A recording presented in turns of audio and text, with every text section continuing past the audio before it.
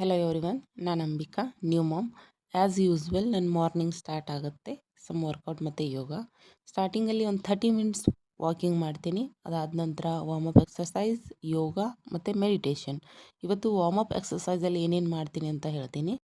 Starting ಬಂದುಬಿಟ್ಟು upper body to lower body. Neck rotation ಮಾಡ್ತೀನಿ each side 4 to 5 times.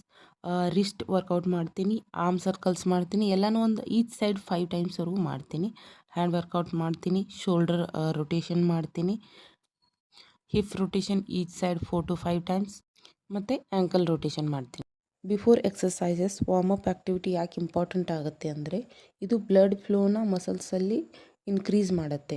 Body temperature slowly increase ಆಗುತ್ತೆ. Workout ಮಾಡುವಾಗ ಯಾವುದೇ ಥರ ಇಂಜುರಿ ಆಗದೇ ಇರೋ ಥರ ಆಗೋಕ್ಕೆ ಹೆಲ್ಪ್ ಆಗುತ್ತೆ. ಲಂಗ್ಸ್ ಮತ್ತು ಹಾರ್ಟ್ನ ಪ್ರಿಪೇರ್ ಮಾಡುತ್ತೆ ಫಾರ್ ಆ್ಯಕ್ಟಿವಿಟೀಸ್. ಸೊ ಪ್ರತಿ ಸಾರಿನೂ ವರ್ಕೌಟ್ ಮಾಡೋಕ್ಕಿಂತ ಮುಂಚೆ ವಾರ್ಮಪ್ ಎಕ್ಸಸೈಸ್ ಮಾಡೋದು ತುಂಬ ಇಂಪಾರ್ಟೆಂಟ್ ಆಗುತ್ತೆ. ಇವಾಗಲೇ ವರ್ಕೌಟ್ ಸ್ಟಾರ್ಟ್ ಮಾಡಿದ್ದೀನಿ. ಇಷ್ಟು ಬೇಗ ಹಾರ್ಡ್ ವರ್ಕೌಟ್ ಮಾಡೋ ಅವಶ್ಯಕತೆ ಇರಲ್ಲ. ಲೈಕ್ ಕ್ರಂಚಸ್, ಪ್ಲ್ಯಾಂಕ್ ಇವೆಲ್ಲ ಮಾಡಿದ್ರೆ ಹೊಟ್ಟೆ ಬೇಗ ಕಡಿಮೆ ಆಗೋ ಸಾಧ್ಯತೆಗಳಿರುತ್ತೆ.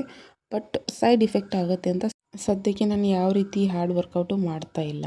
ಸೊ ಇವತ್ತಿನಿಂದ ನನ್ನ ಆಫೀಸ್ ಸ್ಟಾರ್ಟ್ ಆಗಿತ್ತು, ಆಫೀಸ್ಗೆ ಹೋಗಿ ಬಂದೆ. ಇವತ್ತೊಂದು ಹೇರ್ ಮಾಸ್ಕ್ ಮಾಡಿದ್ದೆ, ಅದ್ರ ಬಗ್ಗೆ ನೆಕ್ಸ್ಟ್ ವಿಡಿಯೋದಲ್ಲಿ ಹೇಳ್ತೀನಿ. ಅಲ್ಲಿವರೆಗೂ ಬಾಯ್.